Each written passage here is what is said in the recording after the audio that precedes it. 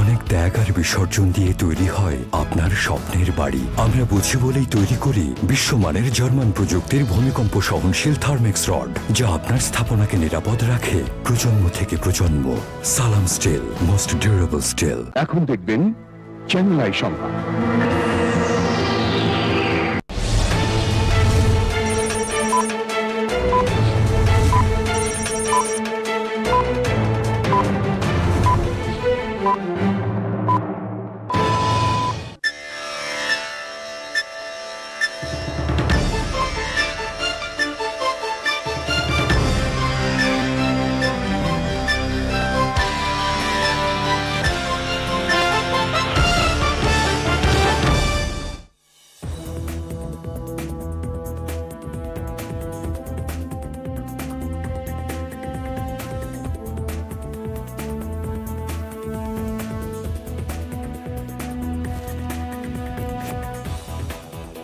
আসসালামু আলাইকুম, আমন্ত্রণ চ্যানেল সংবাদের সঙ্গে আছি হৃদয় হোসেন। বিস্তারিত সংবাদের শুরুতেই জানিয়ে দিচ্ছি ফ্রেশ প্রিমিয়াম টি সংবাদ শিরোনামগুলো। বাংলাদেশের চিকিৎসা সহ বিভিন্ন খাতে বিনিয়োগে থাইল্যান্ডের প্রতি প্রধানমন্ত্রীর আহ্বান, ব্যাংককে দুই সরকার প্রধানের বৈঠক।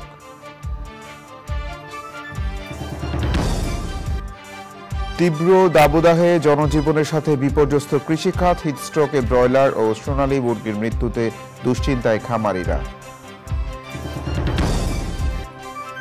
জালিয়াতির মাধ্যমে নেওয়া কারিগরি বোর্ডের ৫,০০০ সনদ বাতিলের উদ্যোগ, প্রযুক্তি সহায়তায় বুয়েটের সঙ্গে চুক্তি।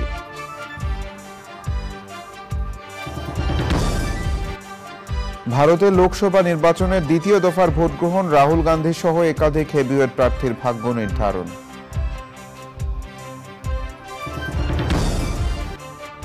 এবং টেকসই উন্নয়ন নিশ্চিতে পরিবেশ বান্ধব সমন্বিত উদ্যোগের বিকল্প নেই বলেছেন বিশিষ্টজনেরা, তরুণ প্রজন্মকে সম্পৃক্ত করার তাগিদ।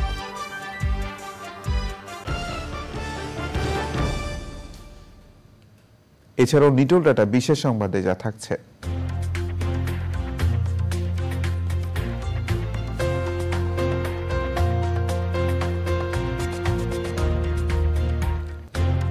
জাপানে টেকসই প্রযুক্তি প্রদর্শনীর খবর।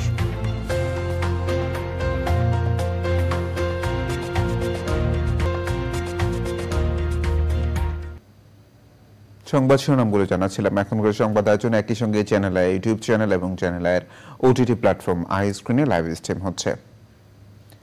বাংলাদেশের ব্যবসা বাণিজ্য ও চিকিৎসায় থাইল্যান্ডকে বিনিয়োগের আহ্বান জানিয়েছেন প্রধানমন্ত্রী শেখ হাসিনা। থাইল্যান্ড সফরে সে দেশের প্রধানমন্ত্রী শ্রেথা থাবিসিনের সঙ্গে বৈঠকে দু দেশের মধ্যে সহযোগিতা বাড়াতে ৫টি নথি, একটি চুক্তি, ৩টি সমঝোতা এবং একটি লেটার সহযোগিতা বিষয়ক আগ্রহপত্র সই হয়। নীলাদ্রি শেখরের রিপোর্ট। থাইল্যান্ড সফরের তৃতীয় দিন শুক্রবার প্রধানমন্ত্রী শেখ হাসিনা থাই প্রধানমন্ত্রী শ্রেথা থাবিসিনের সরকারি ভবনে পৌঁছালে তাকে উষ্ণ অভ্যর্থনা জানানো হয়। থাইল্যান্ডের সশস্ত্র বাহিনীর চৌকস দলের গার্ড অফ অনার পরিদর্শন করেন প্রধানমন্ত্রী শেখ হাসিনা। এরপর দুদেশের দুই শীর্ষ নেতার একান্ত ও দ্বিপাক্ষিক বৈঠক হয়। সেখানে দুদেশের মধ্যে সহযোগিতা বাড়াতে ৫টি নথি, একটি চুক্তি, ৩টি সমঝোতা স্মারক ও একটি সহযোগিতা বিষয়ক আগ্রহপত্র সই হয়। সেগুলোর মধ্যে রয়েছে অফিসিয়াল পাসপোর্টধারীদের জন্য ভিসা অব্যাহতি এবং জ্বালানি, পর্যটন ও শুল্ক সংক্রান্ত পারস্পরিক সহযোগিতা। মুক্ত বাণিজ্য চুক্তি আলোচনার জন্য দুপক্ষ লেটার অফ ইনটেন্ট সই করে। পরে দুদেশের দুই প্রধানমন্ত্রী যৌথ বিবৃতি প্রদানে অংশ নেন। Thailand appreciates Bangladesh's role in providing humanitarian assistance for displaced Rohingya since 2017. Thailand has also given our support towards Bangladesh's endeavor in order to achieve a sustainable solution in this matter. বিমস্টেককে শক্তিশালী করে আঞ্চলিক সহযোগিতা বাড়ানো নিয়েও বৈঠকে আলোচনা হয়। দক্ষিণ পূর্ব এশিয়ার অর্থনীতির ক্ষেত্রে থাইল্যান্ড গুরুত্বপূর্ণ ও গতিশীল অংশীদার বলে মনে করেন Sheikh Hasina. I assured the Prime Minister to take the necessary measures for investment facilitation and ease of doing business in Bangladesh. I propose to the Thai side to invest in our special economic zones and high-tech parks and to take one special economic zone exclusively for Thailand. চলতি বছরের শেষ দিক হতে যাওয়া বিমস্টেক শীর্ষ সম্মেলনের বর্তমান সভাপতি ও আয়োজক থাইল্যান্ড বাংলাদেশের কাছে সভাপতিত্ব হস্তান্তর করবে। Niladri Shekhar, channel I, Dhaka. বিনিয়োগ, বাণিজ্য সহ সব ক্ষেত্রে এই সফর দুই দেশের সম্পর্ককে ভিন্ন উচ্চতায় নিয়ে যাবে বলে মনে করেন প্রধানমন্ত্রী শেখ হাসিনা। থাইল্যান্ড সফরে প্রধানমন্ত্রী শেখ হাসিনার সম্মানে থাই প্রধানমন্ত্রীর দেয়া মধ্যাহ্নভোজে অংশ নিয়ে এই কথা বলেন প্রধানমন্ত্রী।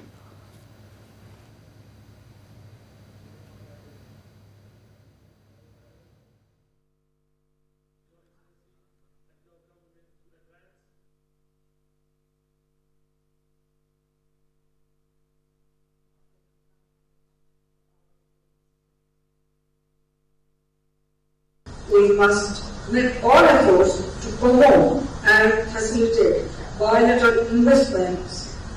The agreement and MOUs that we have signed today will provide a solid framework for enhancing our bilateral cooperation. This official visit will remain a milestone in our bilateral relations. It has ushered in a new era of fruitful partnership between our two countries. বিদেশে দেশের ভাবমূর্তি উজ্জ্বল করতে প্রবাসী আওয়ামী লীগ নেতা কর্মীদের প্রতি আহ্বান জানিয়েছেন প্রধানমন্ত্রী শেখ হাসিনা। ব্যাংককে স্থানীয় সময় বিকালে প্রধানমন্ত্রীর সাথে সৌজন্য সাক্ষাৎ করতে গেলে এই আহ্বান জানান তিনি।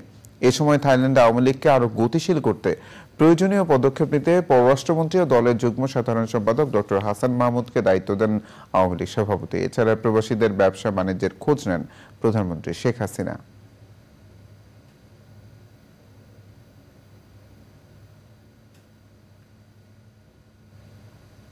তীব্র দাবদাহে দেশজুড়ে কৃষি ও পোল্ট্রি শিল্পে বিরূপ প্রভাব পড়েছে।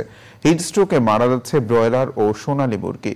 খামারিরা ফ্যান ও পানির ঝর্ণার ব্যবস্থা করেও মুরগির মৃত্যু ঠেকাতে পারছেন না। ভুট্টা, ধান, আখ ও সবজি ক্ষেত পুড়ে যাচ্ছে। বিভিন্ন স্থানে পর্যাপ্ত পানি না থাকা ও বৃষ্টি না হওয়ায় বিপাকে হাজারো কৃষক। ভোলা, যশোর ও কুষ্টিয়া প্রতিনিধিদের পাঠানো তথ্য ভিডিও চিত্রে মাসু শাকিলের রিপোর্ট। দেশজুড়ে দাবদাহের তীব্রতা সবচেয়ে বেশি দক্ষিণাঞ্চলে। ভোলা ও যশোরে পোলট্রি খামারগুলোতে ব্রয়লার ও সোনালী মুরগির হিট স্ট্রোক দেখা দিয়েছে। গরমের সাথে লোডশেডিংও বেড়েছে। এই তাপদাহে আমাদের অনেক মুরগি হিট স্ট্রোক করে মারা যাইতে আছে। কারণ যদি ঠিকমতো থাকতো তো মোটামোটা ব্যবস্থা নেওয়া যেত। ডেলি মুরগি মারা যাচ্ছে আমাকে, মানে মুরগি অসুস্থ হয়ে যাচ্ছে, এত গরম। আমার ফার্মে পাকিস্তানি মুরগি ছিল প্রায় 1000 পিস। 1000 পিস থেকে মারা গেছিল এই তাপদাহের কারণে 5 পিস মারা গেছে। খামারিরা গরম থেকে মুরগি বাজাতে নানা ধরনের উদ্যোগ নিয়েও ফল পাচ্ছেন না। তাপমাত্রা এত বেশি, অন্য কিছুতেই কাজ হয় না। ফ্যান আছে, পানির শাওয়ার আছে, তারপরে এখানে খোলামেলা জায়গা, তারপরেও বাচ্চা প্রতিদিন মারা যাইতেছে। বেশি পরিমাণে যাতে ওই ঠান্ডা পানির ব্যবস্থা করতে পারি, ভালো করে ঠান্ডা পানি থাকবে, কিছু ভিটামিন, মিনারেল, স্যালাইন দিতে হবে। টিনের চালের উপরে পানি ফোয়ারা দিয়ে টিনটা ঠান্ডা রাখার চেষ্টা করি। তারপরে দেখা যায় যে তাতেও হয় না, তখন ভিতরে ফ্যান, আমরা বড় বড় ফ্যান লাগাই দিই। খামারকে ঠান্ডা রাখা, খামারকে ঠান্ডা রাখার সহজ উপায় হলো খামারের উপরে চটের বস্তা দিয়ে দিয়ে স্প্রে করা, কতক্ষণ পরে পরে স্প্রে করা, আর এক স্যালাইন পানি অথবা লেবুর রস, সিবিট খাবারের পানির সাথে সরবরাহ করা। তীব্র দাবদাহে পানি শূন্য হয়ে পড়েছে কুষ্টিয়ার গড়াই। পাম্প মেশিন নষ্ট থাকায় জিকের প্রধান ক্যানেলও পানি শূন্য। জিকের সেচ সহ অন্য কোনো পানির উৎস না থাকা ও বৃষ্টি না হওয়ায় বিপাকে পড়েছেন কৃষকরা। এই যে ক্ষেত মাঠগুলো দেখছেন না, সব শুকায় একদম, ভুট্টা সব মরে যাচ্ছে। কুমড়ো ক্ষেত লাগাইছি, কুমড়ো টুমড়ো সব শেষ হয়ে গেল, ধান ছিটা হয়ে যাচ্ছে। জিকের পানির আশায় লাগাইছিলাম, কিন্তু জিকের পানিও নেই এবং অন্য কোনো পানির ব্যবস্থাও নেই। এখানে কারেন্ট নাই কোনো, আমরা কিভাবে, বোরিং ছিল স্যালো দিয়ে উঠাম, কিন্তু পানি নাই। বোরিং এ পানি উঠছে না, কাজ কাম করা যাচ্ছে না, গরমে একদমে যে সব রাস্তায় আসি সব বসে পানি সারা দেশ সময় আসি যাচ্ছে, এখন পানি পাচ্ছি না। কৃষিবিদরা বলছেন গরমের এমন পরিস্থিতি চলতে থাকলে বড় আবাদে বিপর্যয় হতে পারে। সেচের পরিমাণটা আরো বাড়াতে হবে এবং আমরা কৃষকদেরকে পরামর্শ দিচ্ছি যে দিনের বেলায় যেন সেচটা কম দেয়। এইটা মানে বিকাল থেকে সন্ধ্যা এবং রাত্রেবেলা সেচটা দিলে এই সেচের পানিটা দীর্ঘ সময় কিন্তু মাটিতে থাকবে। বৃষ্টি না হলে দাবদাহে সৃষ্টি হওয়ার সমস্যা কাটবে না বলে মনে করছেন পরিবেশবিদরা। Masrur Shakil, Channel I. অর্থ আর প্রভাবের বিনিময়ে বিভিন্ন সময়ে যারা কারিগরি শিক্ষা বোর্ড থেকে সনদ নিয়েছেন এমন প্রায় ৫,০০০ সনদ বাতিল হচ্ছে। জালিয়াতির মাধ্যমে পাওয়া সনদ বাতিল করতে প্রযুক্তিগত সহায়তার জন্য বুয়েটের সঙ্গে বাংলাদেশ কারিগরি শিক্ষা বোর্ডে চুক্তি হয়েছে। মুস্তফা মল্লিকের রিপোর্ট। জালিয়াতি করে বোর্ডের আসল সনদ সংগ্রহের খবর এখন কারো অজানা নয়। ৩১ মার্চ মধ্যরাতে সার্টিফিকেট ছাপানো ও বিক্রির অভিযোগে বোর্ডের সিস্টেম অ্যানালিস্ট প্রকৌশলী AKM শামসুজ্জামানকে আটক করার পর তাকে বরখাস্ত করা হয়। তার দেয়া তথ্যের ভিত্তিতে বেরিয়ে আসতে থাকে নানা খবর। শুধু বোর্ডের কর্মকর্তা কর্মচারী নন, সাংবাদিক, দালাল সহ অনেকেরই সংশ্লিষ্টতা পাওয়া যায়। অব্যাহতি দেয়া হয় বোর্ডের চেয়ারম্যান আলী আকবরকে, আটক করা হয় তার স্ত্রীকেও। ডিবি কার্যালয়ে জাল সনদ সম্পর্কে তথ্যও দেন আলী আকবর। আমি জানি না তাই ভুল করছি কিনা আমি জানি না। অনুসন্ধানে জানা যায় কারিগরি বোর্ড থেকে ৫,০০০ সনদ জাল করা হয়েছে। যে সনদের স্বাক্ষর, কাগজ, তথ্য সবই মূল সনদের। প্রাথমিক পর্যায়ে ২০০৭ সাল থেকে দেয়া ডিপ্লোমা ডিগ্রিধারীদের সনদ ফরেনসিক অডিটের মাধ্যমে বাতিলের সিদ্ধান্ত হয়েছে। সার্ভারের মধ্যে এখন ৫,০০০ বা ৭,০০০ বিষাক্ত সাপ এটা কিলবিল করতেছে। এই সার্ভারকে ক্লিন করতে হবে, পরিশুদ্ধ করতে হবে। বুয়েটের আইসিটি জীবন দেখেছে তারা পুরো ডিপার্টমেন্ট চলে আসছে। আমরা একটা ফরেনসিক অডিট করব, আর এটা করলে এটা বের করা যাবে, আমরা ম্যাপিং করব। কারিগরি শিক্ষা বোর্ডে ঊর্ধ্বতন একাধিক কর্মকর্তার বিরুদ্ধে ব্যবস্থা নেয়ার পর শিক্ষার্থী আর প্রয়োজনীয় কর্মকর্তা ছাড়া কারো উপস্থিতি নেই।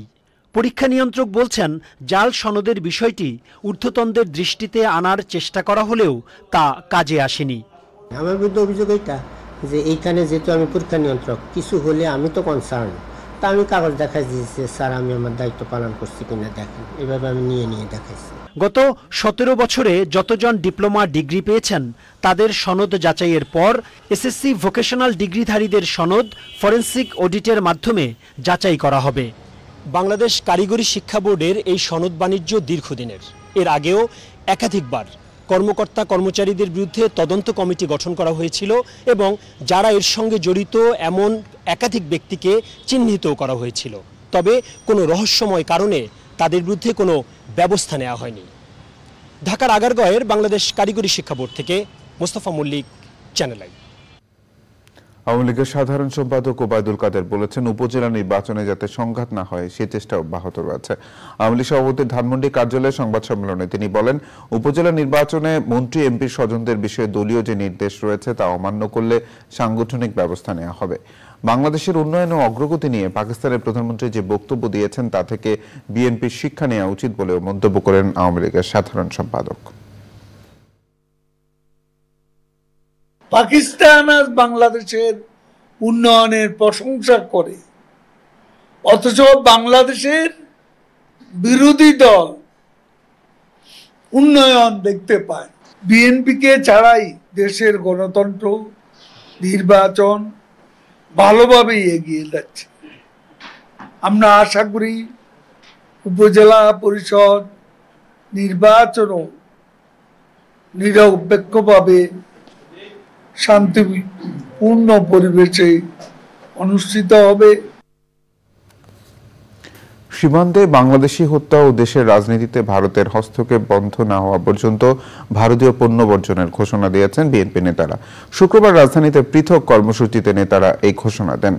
তীব্র দাবদাহে অতিষ্ঠ মানুষের মাঝে সকালে রাজধানীর শান্তিনগরে বিশুদ্ধ পানি ও খাবার স্যালাইন বিতরণ করে ঢাকা মহানগর দক্ষিণ বিএনপি। এতে প্রধান অতিথি ছিলেন মহানগরের আহ্বায়ক আব্দুস সালাম। সীমান্ত হত্যা বন্ধ ও ভারতীয় আগ্রাসনের প্রতিবাদে জাতীয় প্রেস ক্লাবের সামনে মানববন্ধন করে গণতন্ত্র ফোরাম। এতে বিএনপি চেয়ারপারসনের উপদেষ্টা জয়নুল আবেদিন ফারুক বলেন, বাংলাদেশে গণতন্ত্র হত্যাকারীদের সহযোগিতা ও সমর্থন দিচ্ছে ভারত। প্রিয় বন্ধু ভারত, আধিপত্যবাদ আজকে আগ্রাসন, গণতন্ত্র হত্যার জন্য বাংলাদেশের মানুষ সামাজিকভাবে প্রস্তুতি নিচ্ছে আপনাদের বিরুদ্ধে আচরণ করার জন্য। সীমান্তে আজকেও একজনকে গুলি করে হত্যা করা হয়েছে। আমাদের দাবি, যদি বন্ধু হয়, যদি আমাদের প্রিয় ব্যক্তি হয়, যদি আমাদের পরিবেশ পার্শ্ববর্তী দেশের প্রতিবেশী বন্ধু হয়ে থাকো, সীমান্তে হঠাৎ গুলি কেন? ভারতে লোকসভা নির্বাচনের দ্বিতীয় দফার ভোট গ্রহণ হয়েছে। নির্বাচন কমিশনের সবশেষ তথ্যানুসারে দুপুর ৩টা পর্যন্ত ভোট পড়েছে 50%।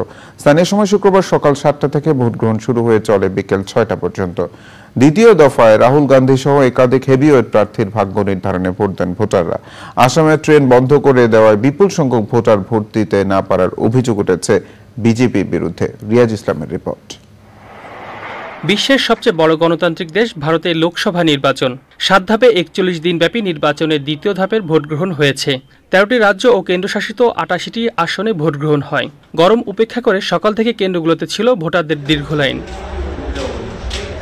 ভারতের নির্বাচন কমিশনের সবশেষ তথ্য অনুসারে বিকাল 3টা পর্যন্ত পশ্চিমবঙ্গের 3টি আসনে 60.60%, কেরালার 20টি আসনে 51.64%, কর্ণাটকের 14টি আসনে 50.93%, রাজস্থানের 13টি আসনে 50.27% ভোট পড়েছে। এছাড়া মহারাষ্ট্রে 43.01%, উত্তরপ্রদেশে 44.13%, মধ্যপ্রদেশে 46.50%, বিহারে 44.24%, আসামে 60.32%, ছত্তিশগড়ে 63.32%, মণিপুরে 68.48%, ত্রিপুরায় 68.92% এবং জম্মু কাশ্মীরে 57.56% ভোট পড়েছে। ভারতের সংবাদ মাধ্যম বলছে, দ্বিতীয় দফায় একাধিক হেভিওয়েট প্রার্থীর ভাগ্য নির্ধারণে ভোট দিয়েছেন ভোটাররা। এর মধ্যে রাহুল গান্ধীও অন্যতম। ভারতীয় জাতীয় কংগ্রেসের এই নেতা দেশটির দক্ষিণাঞ্চলীয় কেরালা রাজ্যের ওয়েনাড থেকে প্রার্থী হয়েছেন। সেখানে তার বিরুদ্ধে বিজেপির প্রার্থী কে সুন্দরম। এছাড়াও রয়েছেন হেমা মালিনী, অরুণ গোভিল সহ বেশ কিছু হেভিওয়েট প্রার্থী। ভোট গ্রহণ নিয়ে বড় ধরনের কোনো সহিংসতার খবর না পাওয়া গেলেও আসামে ট্রেন চলাচল বন্ধ করে দেওয়ায় বিপুল সংখ্যক ভোটার ভোট দিতে না পারার অভিযোগ উঠেছে রাজ্যে ক্ষমতাসীন বিজেপি সরকারের বিরুদ্ধে। এর আগে লোকসভা নির্বাচনের প্রথম দফার ভোট গ্রহণ হয় 19শে April. Riaz Islam, Channel I. টেকসই উন্নয়ন নিশ্চিতে জীববৈচিত্র্য রক্ষায় পরিবেশ বান্ধব সমন্বিত উদ্যোগের বিকল্প নেই বলেছেন বিশিষ্টজনরা। ঢাকা বিশ্ববিদ্যালয়ে বাংলাদেশ প্রাণীবিজ্ঞান সমিতির 23তম আন্তর্জাতিক দ্বিবার্ষিক সম্মেলনে অংশ নিয়ে বক্তারা এ বিষয়ে গুরুত্ব আরোপ করেন। স্বাস্থ্য খাতের উন্নতি ও জৈব সম্পদের উদ্ভাবনী ব্যবহারের মাধ্যমে দারিদ্র্য বিমোচন ও অর্থনৈতিক সমৃদ্ধি ত্বরান্বিত করার গুরুত্ব আরোপ করা হয়। পাশাপাশি পরিস্থিতি উন্নয়নে তরুণ প্রজন্মের সম্পৃক্ততার তাগিদ দেন বক্তারা। আলিমাল রাজের রিপোর্ট।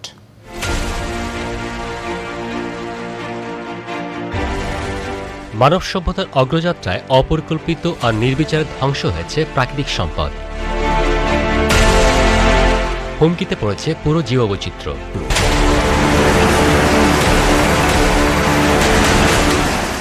এমন বাস্তবতায় বাংলাদেশ প্রাণীবিজ্ঞান সমিতির 23তম আন্তর্জাতিক সম্মেলন এবং বার্ষিক সাধারণ সভা ঢাকা বিশ্ববিদ্যালয়ে দিনব্যাপী আয়োজনে অংশ নেন দেশ বিদেশের প্রাণীবিজ্ঞানীরা।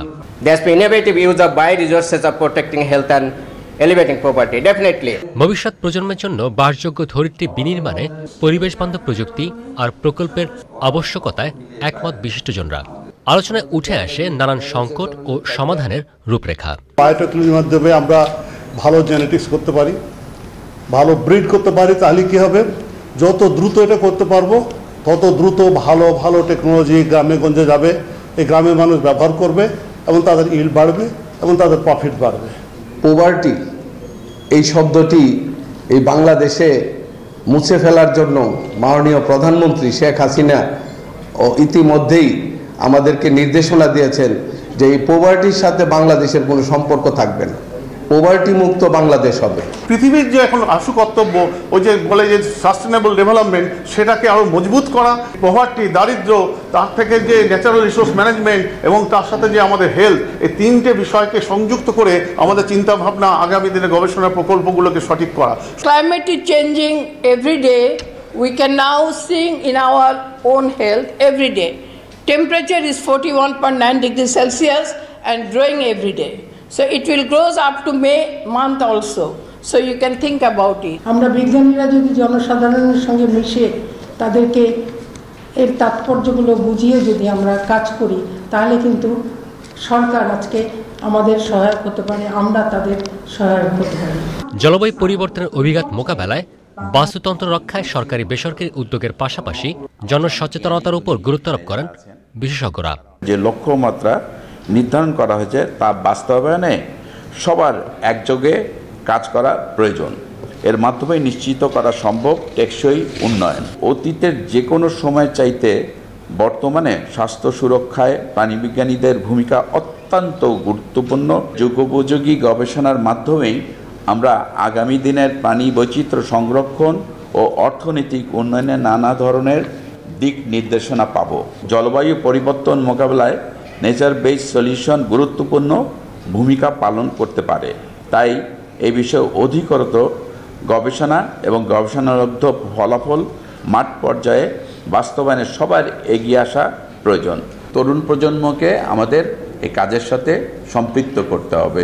আসুন আমরা সেই কাজটি করি সবাই একসাথে, হাতে হাত মিলিয়ে, কারণ দেশটা আমাদের, এই দেশকে ভালো রাখার দায়িত্ব আমাদের সবার।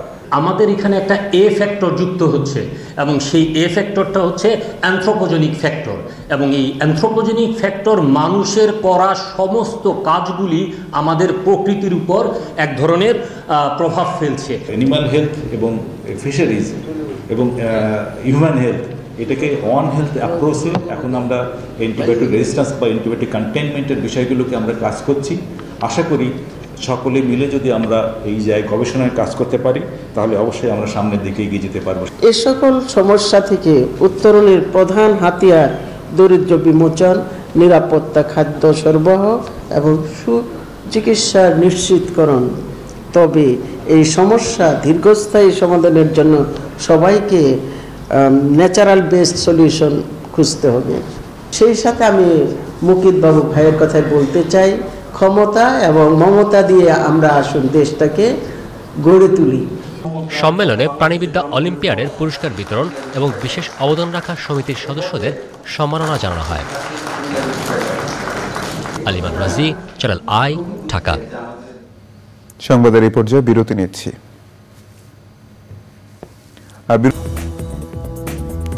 বিরতির পর আবার আমন্ত্রণ চ্যানেল আই সংবাদে।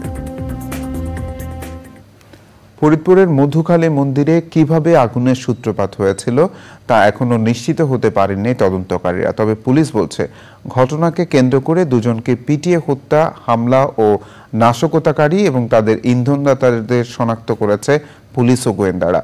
ঢাকা রেঞ্জের ডিআইজি সৈয়দ নুরুল ইসলাম জানিয়েছেন, ঘটনায় যারাই দায়ী থাকুক তাদের ব্যাপারে দলমত বিবেচনায় নেওয়া হবে না, অপরাধী হিসাবেই তাদের বিচারের আওতায় আনা হবে।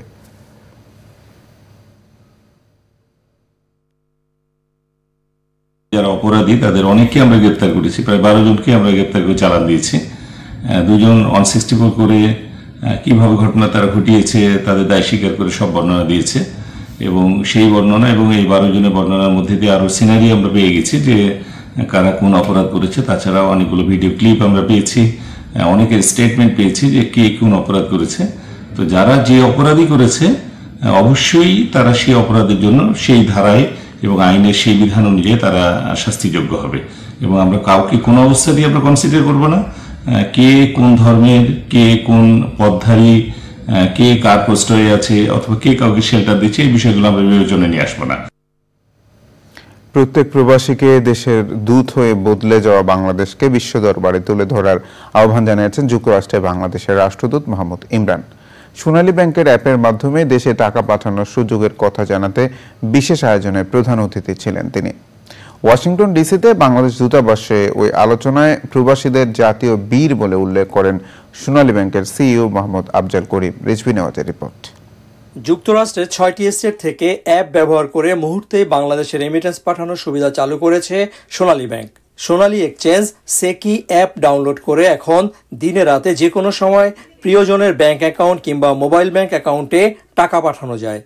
বিষয়টি সম্পর্কে প্রবাসীদের জানাতে যুক্তরাষ্ট্রের বিভিন্ন অঙ্গরাজ্যে গ্রাহক সমাবেশ করেছে সোনালী ব্যাংক। আমি কি ডিরেক্টলি আপনাদের অ্যাপের থ্রুতে ওই দোকান কি পয়সা দিতে পারবো? না না, এই অ্যাপটা তো হচ্ছে আপনাদের বিদেশ থেকে ডলার ফেরত প্রেরণের জন্য আপনাদের পাঠানো একই রকম 2000 1000 তো সম্ভব না। তো আপনাদের লং টার্ম গোলটা কি যে আপনাদের কাছ থেকে কি পাঠানো যাবে ভবিষ্যতে? সরকারের 2.5% প্রণোদনা সহ রেমিটেন্স হিসাবে পাঠানো পুরো টাকাই তাৎক্ষণিকভাবে দিচ্ছে সোনালী ব্যাংক। আমাদের অ্যাপসের মাধ্যমে এট এ টাইম $2000 পাঠাতে পারবেন এট এ টাইম, আর মাসে $8000, তাই না? মাসে $8000 অ্যাপসের মাধ্যমে পাঠাতে পারবেন। তো এটি হচ্ছে রেগুলেটরের আপনার নির্দেশনা, তো সেটি আমরা ফলো করছি। ওয়াশিংটনে বাংলাদেশ দূতাবাসে সোনালী ব্যাংকের গ্রাহক সমাবেশে বেশি প্রবাস আয় পাঠালে সরকারের বাইরে গিয়ে প্রবাসীদের সিআইপি কার্ড দেওয়ার কথা বলেন রাষ্ট্রদূত। 90-এর দশকের থেকে আমরা এই কাজ করে যাচ্ছি, দূতাবাসে কাজ করি, তো তখন কিন্তু খুঁজে পেতাম না যে কি বলবো বাংলাদেশকে, অনেক মানে এর কথা ছিল, নেগেটিভ জিনিসগুলো বেশি আসতো। কিন্তু এখন আমাদের এত পজিটিভ জিনিস আছে যে আমার মনে হয় যে আমরা যদি সেটাকে বলি তাহলে মানে অনেক সামনের দিকে আমরা এগিয়ে যাব। সোনালী এক্সচেঞ্জ অ্যাপে লেনদেন শতভাগ নিরাপদ, কারণ এটা যুক্তরাষ্ট্র সরকার অনুমোদিত। রিজভিন আওয়াজ, চ্যানেল আই, যুক্তরাষ্ট্র। উন্মোচন করা হলো শুটকি রেসিপি ম্যাগাজিন শুটকির 101, যেখানে সেরা শুটকি রাঁধুনিদের রান্না করা ঐতিহ্যবাহী 101টি শুটকির রেসিপি রয়েছে। শুটকির বিডির আয়োজনে বেশ কিছুদিন আগে সারা দেশ থেকে সেরা শুটকি রাঁধুনিদের এক প্রতিযোগিতায় অংশ নেন বেশ কিছু প্রতিযোগী। সেই সেরা রাঁধুনিদের বাছাই করা শুটকি রান্না নিয়ে এই ম্যাগাজিন। বইটিতে শুটকি কিভাবে স্বাস্থ্যসম্মতভাবে রান্না করা যায় সেসব বিষয় তুলে ধরা হয়েছে।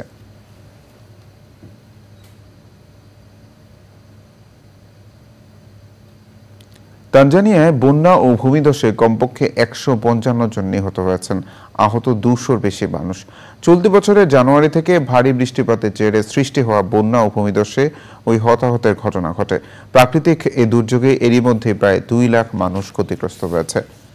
এল নিনোর প্রভাবে এই প্রবল বৃষ্টিপাত বলে জানিয়েছেন দেশটির প্রধানমন্ত্রী কাসিম মাজলিওয়া। তিনি সতর্ক করেছেন মে মাস পর্যন্ত বৃষ্টিপাত চলতে পারে। ভারী বর্ষণ প্রতিবেশী দেশ কেনিয়া এবং বুরুন্ডিতেও হচ্ছে। এর ফলে এই অঞ্চলে মানবিক সংকট দেখা দিয়েছে। কেনিয়ায় ভারী বৃষ্টিপাতে এই সপ্তাহে 10 জনের বেশি মানুষ মারা গেছেন, আর গত মার্চ মাস থেকে দেশটিতে কমপক্ষে 45 জনের মৃত্যু হয়েছে বলে জানিয়েছে রেড ক্রস। বুরুন্ডিতে ভারী বর্ষণে প্রায় 1 লাখ মানুষ বাস্তুচ্যুত হয়েছেন। ইসরায়েলি অভিযানে প্রায় ধ্বংস হয়ে যাওয়া গাজার হাসপাতালগুলোতে গণকবর পাওয়ার পুঙ্খানুপুঙ্খ ও স্বচ্ছ তদন্তের দাবি জানিয়েছে যুক্তরাষ্ট্র। হোয়াইট হাউসের জাতীয় নিরাপত্তা উপদেষ্টা জ্যাক সুলিভান ইসরায়েলি কর্তৃপক্ষকে উদ্দেশ্য করে বলেছেন তারা এর উত্তর চান এবং এটি স্বচ্ছভাবে তদন্ত করে দেখতে চান। গাজার খান ইউনিসের নাসের হাসপাতালের চত্বরের গণকবর থেকে পর্যন্ত 300-র বেশি মরদেহ উদ্ধার করা হয়েছে। উত্তরের আল শিফা সহ বেশ কয়েকটি হাসপাতালে গণকবরের সন্ধান পাওয়া গেছে। হাসপাতালগুলোতে ফিলিস্তিনিদের নির্বিচারে হত্যা করে মরদেহগুলোকে গণকবর দিয়েছে ইসরায়েলি বাহিনী। 7 অক্টোবর থেকে গাজায় ইসরায়েলি হামলায় কমপক্ষে 34,229 ফিলিস্তিনির মৃত্যু হয়েছে। হামাসের হামলায় নিহত হয়েছে 1,139 ইসরায়েলি। এবার আইস্ক্রিন সাংস্কৃতিক সংবাদ।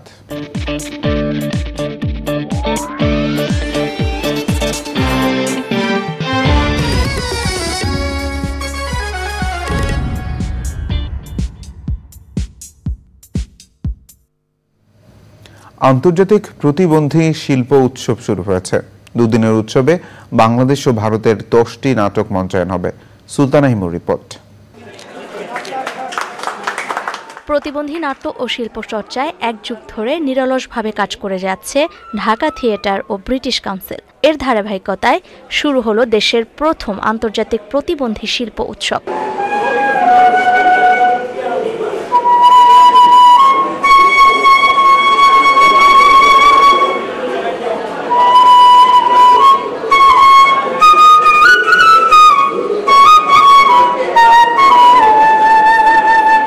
দুদিনের উৎসবের প্রথম দিন শুক্রবার সকালে বাংলাদেশ শিল্পকলা একাডেমির জাতীয় নাট্যশালার লবিতে অদম্য প্রদর্শনীর উদ্বোধন করেন ব্রিটিশ বাংলাদেশি সমাজকর্মী ভ্যালেরি টেলর। এটা একটা সুন্দর উদ্যোগ। এই মুহূর্তে আমি সবাইকে সাধুবাদ দেব যারা এটার সাথে সম্পৃক্ত, যারা এর সাথে যোগাযোগ, সবাইকে আমি ধন্যবাদ এই কারণে দিব যে এই শ্রেণীর লোকগুলোকে তুলে আনা। আমি মানুষকে আনন্দ দিবার জন্য, বিনোদন দিবার লিগা কাউরে বিরক্তও করি গান গায়া। এইভাবে আমি আর কি জীবনযাপন করি, মানে গান শেখার উদ্দেশ্য মানুষকে ভালো লাগানি। Right. Yeah, and I think personally it's wonderful because there's so many different aspects and so many different disabilities, and together it makes a most unusual item for people to come and really enjoy and really learn something from it. আয়োজকরা বলেন, উৎসবে প্রতিবন্ধী শিল্প সংগঠন সুন্দরমের 9টি প্রযোজনা সহ থাকছে কলকাতার একটি প্রযোজনা, সেমিনার ও চলচ্চিত্র প্রদর্শনী। সুন্দরের অর্থ হচ্ছে ইউ আর বিউটিফুল, তুমি সুন্দর। আমরা ওদেরকে তো সুন্দর বলি না, কিন্তু আমরা মনে করি যে তারা সুন্দর।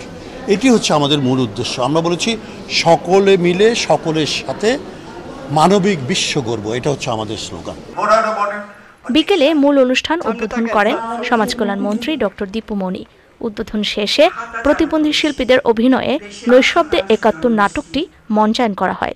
আমি মনে করি এই যে সাংস্কৃতিক চর্চা, সেই চর্চায় বিশেষ করে নাট্য চর্চায় তাদের পক্ষে যে সবই করা সম্ভব, যেটা আজকের এই উৎসবের মধ্য দিয়ে, আজকালের উৎসবের মধ্য দিয়ে আমাদের সামনে এটিকে নিয়ে আসা হবে এবং ওই যে কত কিছু তারা পারেন এবং কত ভালোভাবে পারেন সেটি আমাদের সামনে তারা তুলে ধরবেন।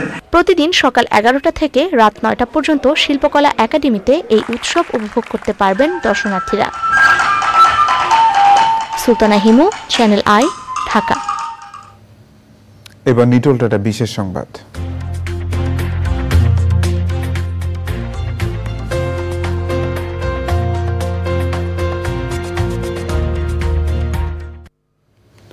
জাপানের টোকিওতে টেকসই প্রযুক্তি ব্যবহার বিষয়ক প্রদর্শনীর আয়োজন করা হয়েছে।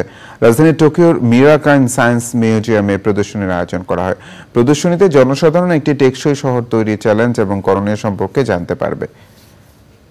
বিশেষ করে 2050 সালে মানুষ ও প্রযুক্তির মধ্যে কেমন সম্পর্ক হবে সেই ধারণা দিতেই এই প্রদর্শনীর আয়োজন করা হয়েছে বলে জানান আয়োজকরা। প্রদর্শনীতে রয়েছে রোবটের গাড়ি চালানো, দুর্ঘটনার রোবটের কাজ, ব্যাটারি চালিত বিমান, এছাড়া একটি উড়ন্ত গাড়িও প্রদর্শনীতে দেখানো হয়, যা আগামী বছর যুক্তরাষ্ট্রে ব্যবহার করা হবে বলে জানিয়েছেন নির্মাতা। প্রদর্শনীতে 27 এপ্রিল সবার জন্য উন্মুক্ত করা হবে। এবার কৃষি সংবাদ।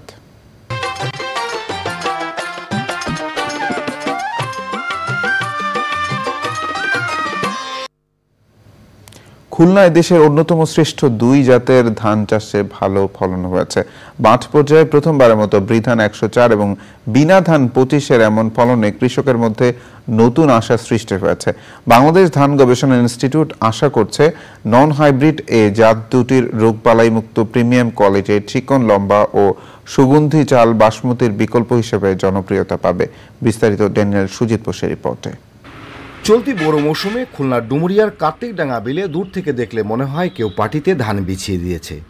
ধানের ভারে নুয়ে পড়েছে গাছ, লম্বা ছড়ায় চিকন সুগন্ধি। বৃধান 104 এবং বিনা ধান 25-এর রোগবালাই হয়নি বা বাতাসে হেলে পড়েনি। স্বল্প সময়ে ধান পাকায় কৃষক দ্রুত ঘরে তুলতে পারবেন। আমি তো লাগাবো, তো ধানটা দেখতে আসলাম যে ধানটার গ্রোথ খুব ভালো এবং বাল ছড় খুব লম্বা, যাতে আগামীতে এই ধানটা লাগাতে পারি তার জন্য আসলাম।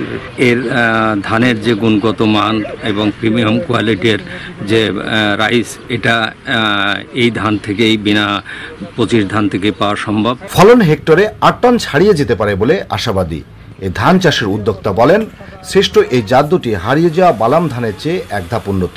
বিনা 25 আর বিরি 104, যেটা এবার ল্যান্ডিং প্রথম আবাদ হচ্ছে সারা দেশে, তার ভিতরে আমি এখানেও করেছি। এর ভিতরে বিনা 25 গতবার কিছু করেছিলাম প্রথম, তো সেটা চাল খেয়ে আমি দেখলাম যে খুব বেস্ট কোয়ালিটি। বাংলাদেশে যত ধান এবং চাল আছে তার ভিতরে আমার কাছে মনে হয়েছে যে এই দুটো জাতই, এবার যে দুটো জাত করলাম বিনা 25 এবং বিরি 104, এই দুটোই শ্রেষ্ঠ জাত এ পর্যন্ত। গবেষকরা বলছেন এই ধানের দাম অন্য জাতের ধানের চেয়ে প্রতি মনে 300 থেকে 400 টাকা বেশি হবে। ফলে কৃষক লাভবান হবে এবং জাত দুটি কৃষকের মধ্যে দ্রুত ছড়িয়ে পড়বে। চিকন প্রিমিয়াম কোয়ালিটির কারণে কৃষক এটা চাষে আগ্রহী আর কি। তা গত বছর যেহেতু আমাদের এটা রিলিজ হয়েছে 23-এ, এই বছর বীজের পরিমাণ কম থাকায় আমরা সেভাবে ডিসিমিনেট করতে পারিনি, কিন্তু পার্টনার প্রকল্পের আওতায় আমরা খুলনা, যশোর, সাতক্ষীরা বিভিন্ন এলাকায় আমরা এটা প্রদর্শনী আকারে কৃষকের মাধ্যমে দেওয়া হয়েছে। আমরা কৃষক পর্যায় থেকে অনেক চাহিদা পাচ্ছি, যেটা আগামীতে এটার ব্যাপক চাহিদা আছে, যেটা আগামী বড় সিজনে এটার অনেক উৎপাদন বেড়ে যাবে। কৃষক এটা খুবই খুশি এই সিজনে চাষাবাদ করে। আমরা অলরেডি বিভিন্ন কৃষকের কাছ থেকে আমরা খোঁজ নিছি এবং কৃষি অফিসার এদের কাছ থেকে খোঁজ নিছি এবং তারাও আমাদের খোঁজ জানাইছে, তারা এটা কৃষক পর্যায়ে ব্যাপক আলোড়ন সৃষ্টি করছে। বৃধান 104 এবং বিনাধান 25-এর ফলনে এলাকায় কৃষকের মাঝে সাড়া পড়েছে। Daniel Sujit Bose, channel I, Khulna. এবার প্রকৃতি সংবাদ।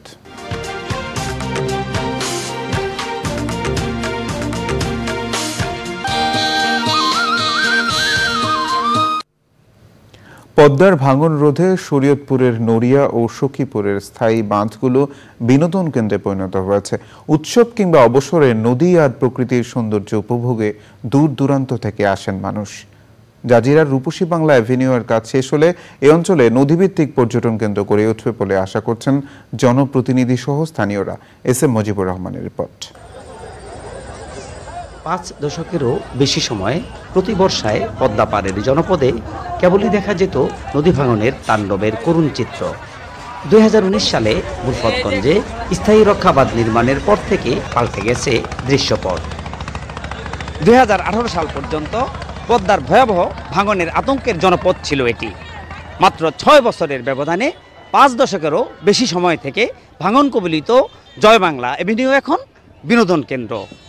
সখীপুরের সোনার বাংলা এভিনিউ ও জাজিরার রূপসী বাংলা এভিনিউয়ের কাজ শেষ হলে এই জনপদের মানুষ শুধু পদ্মার স্থায়ী ভাঙন থেকেই রক্ষা পাবে না, এই অঞ্চলটি হয়ে উঠবে বিনোদন কেন্দ্র।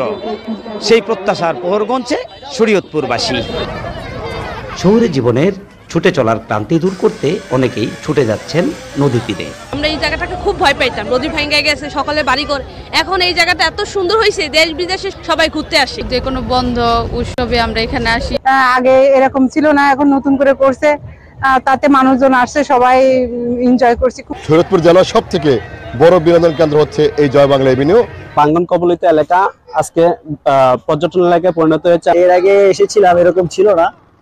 এখন দেখতে পাচ্ছি যে অনেক সুন্দর পরিবেশটা হয়েছে, বিভিন্ন জায়গা থেকে দর্শনার্থী আসতেছে। নদীভিত্তিক বিনোদন কেন্দ্র গড়ে ওঠার সম্ভাবনাও তৈরি হয়েছে এসব বাঁধ ঘিরে। সোনার বাংলা এভিনিউর কাজ দ্রুত গতিতে এগিয়ে যাচ্ছে। রূপসী বাংলার কাজ খুব শীঘ্রই শুরু হবে। এই সমস্ত কাজগুলো যখন শেষ হবে তখন এই এলাকা শুধুমাত্র নদী ভাঙন থেকে রক্ষা পাবে না, পাশাপাশি এটি নদীভিত্তিক একটি বিনোদন কেন্দ্রে পরিণত হবে। পদ্মা সেতু থেকে জাজিরার রূপসী বাংলা, নড়িয়ার জয় বাংলা, সখীপুরের সোনার বাংলা, এই 30-32 কিলোমিটার হবে বাংলাদেশের মধ্যে সবচেয়ে বড় একটা পর্যটন কেন্দ্র। স্থায়ী রক্ষাবাদের হাত ধরে বদলে যাবে পদ্মাপাড়ের জনপদের জীবন জীবিকা, এমন প্রত্যাশা স্থানীয়দের। শরীয়তপুর থেকে S M Mujibur Rahman, channel I. সংবাদে আবারও বিরতি নিচ্ছি, আর বিরতির পর জানিয়ে ফিরছি। চতুর্থ টি-20তে স্বাগতিক পাকিস্তানের বিপক্ষে নিউজ। বিরতির পর আবারও আমন্ত্রণ চ্যানেল সংবাদে। রাজধানীর সিদ্ধেশ্বরী গার্লস কলেজকে জাতীয়করণ করতে প্রধানমন্ত্রীর আদেশ বাস্তবায়নের দাবি জানিয়েছেন কলেজটির অভিভাবক ও শিক্ষার্থীরা। মানববন্ধনে তারা বলেছেন, সরকার চাইলেও কলেজের কয়েকজন শিক্ষক এবং ব্যবস্থাপনা কমিটির কিছু সদস্য অনিয়ম চালিয়ে যাওয়ার জন্য প্রতিষ্ঠানটির সরকারিকরণে বাধা দিচ্ছেন। মুস্তফা মল্লিকের রিপোর্ট। অভিভাবকদের অর্থের চাপ কমাতে এবং নারী শিক্ষাকে এগিয়ে নিতে প্রতিটি উপজেলায় একটি করে মেয়েদের কলেজকে সরকারিকরণের উদ্যোগ নেয় সরকার। এর অংশ হিসেবে 1966 সালে প্রতিষ্ঠিত সিদ্ধেশ্বরী গার্লস কলেজকে সরকারি করার প্রস্তাব 2019 সালের 17 অক্টোবর অনুমোদন করেন প্রধানমন্ত্রী শেখ হাসিনা। তাদের ব্যক্তিগত ফায়দার জন্য এরপরেও এখনও কলেজটি সরকারি না হওয়ায় অভিভাবকদের প্রতি মাসে কয়েক গুণ অতিরিক্ত অর্থ গুনতে হয়। এ অবস্থায় প্রতিষ্ঠানটি দ্রুত সরকারি করার দাবিতে রাজধানীতে মানববন্ধন। কলেজ কর্তৃপক্ষ, এখানকার যে গভর্নিং বডি, আমরা যারা অভিভাবক, আমরা মনে করি সম্ভবত এখানে তাদের কোনো কোটারি স্বার্থের বিষয় আছে আর কি। এটা যাহাতে সরকারিকরণ দ্রুত গতিতে হয় সেই দাবি আমাদের। যদি সরকারিকরণ হয় তাহলে কিছু বেতন দেয়া এখানে অনেক ছাত্রী লেখাপড়া করতে পারবে। শিক্ষার্থীরা বলছেন প্রধানমন্ত্রীর নির্দেশ অগ্রাহ্য করা মহা অন্যায়। 25 টাকা বেতনে পড়তে চাইছিলাম, এখন সেখানে আমরা 1300 টাকা বেতনে পড়তে হচ্ছে। একজন সরকারি শিক্ষার্থী যে ধরনের সুযোগ সুবিধা ভোগ করে, আমরাও সেই ধরনের সুযোগ সুবিধা ভোগ করতে চাই। আমরা চাচ্ছি যেন আমাদের আবেদনটা খুব তাড়াতাড়ি অ্যাকসেপ্ট করে নেয়। সরকারি করতে একাধিক নির্দেশ বাস্তবায়ন হলেও কলেজ কর্তৃপক্ষ কলেজের সম্পদ সরকারের কাছে বুঝিয়ে দিতে ডিড অফ গিফট এখনো সম্পাদন করেনি। Mostafa Mallik, channel I, Dhaka. পাবনার সাঁথিয়া উপজেলার বাণিজ্য কেন্দ্র কাশীনাথপুরে অগ্রণী ব্যাংকের 10 কোটি টাকা আত্মসাতের অভিযোগে শাখা ম্যানেজার সহ 3 কর্মকর্তাকে আটক করে পুলিশে দিয়েছে ব্যাংক কর্তৃপক্ষ। অগ্রণী ব্যাংকের রাজশাহী বিভাগীয় অফিসের একটি অডিট টিম কাশীনাথপুর শাখায় অডিটে গেলে এই বিপুল অঙ্কের আর্থিক অনিয়ম ধরা পড়ে। দিনভর অডিট কার্যক্রম শেষে রাতে কর্তৃপক্ষের অভিযোগের ভিত্তিতে ম্যানেজার সহ 3 কর্মকর্তাকে আটক করে সাঁথিয়া থানা পুলিশ। আটক কর্মকর্তারা হলেন শাখা manager senior principal officer Harun Bin Salam, cash officer Subrata Chakraborty ও সিনিয়র অফিসার আবু জাফর। পরবর্তীতে এ বিষয়ে দুদক আইনি ব্যবস্থা নেবে বলে ব্যাংকের পক্ষ থেকে জানানো হয়েছে। তাপপ্রবাহে হিটস্ট্রোক ও তাপজনিত অসুস্থতা থেকে রক্ষায় জনসচেতনতা বাড়ানোর তাগিদ দিচ্ছেন বিশেষজ্ঞ চিকিৎসকরা। রংপুর মেডিকেল কলেজ ও হাসপাতাল আয়োজিত বৈজ্ঞানিক সেমিনারে হিটস্ট্রোকের ঝুঁকি এড়াতে নানা পরামর্শ দিয়েছেন বিশেষজ্ঞরা। এসএনএল সুমনের ভিডিও চিত্রে মেরিনা লাভলির রিপোর্ট। দেশ জুড়ে তাপপ্রবাহের মধ্যে তাপজনিত অসুস্থতা থেকে বাঁচতে রংপুর মেডিকেল কলেজ ও হাসপাতালের উদ্যোগে মতবিনিময় সভা ও বৈজ্ঞানিক সেমিনার। বিভিন্ন বিভাগের বিশেষজ্ঞ চিকিৎসকরা হিট স্ট্রোক থেকে বাঁচতে নানা পরামর্শ দিয়েছেন। মাদেরকে আমরা বলবো ঘন ঘন যেন ব্রেস্ট ফিডিং করায়, এবং যে সমস্ত বাচ্চা এই গরমের সময় আমাদের কিছু বাচ্চার ডিহাইড্রেশন হচ্ছে এবং ডায়রিয়ার কারণে ডায়রিয়ার পেশেন্ট আমরা বেশি পাচ্ছি, তাদেরকে আমরা স্যালাইন কোর্স স্যালাইন খেতে বলবো বারবার। যদি খানপান হয়েই যায় এটাতে উদ্বিগ্ন হওয়ার কিছু নেই, আমরা ইমোল্যান্ড ইউজ করবো ময়েশ্চারাইজার। এই সুগার সহ যদি আমি ডাবের পানি খাই, যেটা একদম কচি না, মিষ্টি যেটা, সেটা কিন্তু আমাদের পটাশিয়ামটা সেলের ভিতরে ঢোকাতে হেল্প করবে, ওই ডাবের পানিটা ক্ষতি করবে। রংপুর মেডিকেল কলেজের অধ্যক্ষ অধ্যাপক ডাক্তার শাহ মোহাম্মদ সারোয়ার জাহানের সভাপতিত্বে সেমিনারে হিট স্ট্রোকের প্রভাব ও প্রতিকার নিয়ে আলোচনা করা হয়।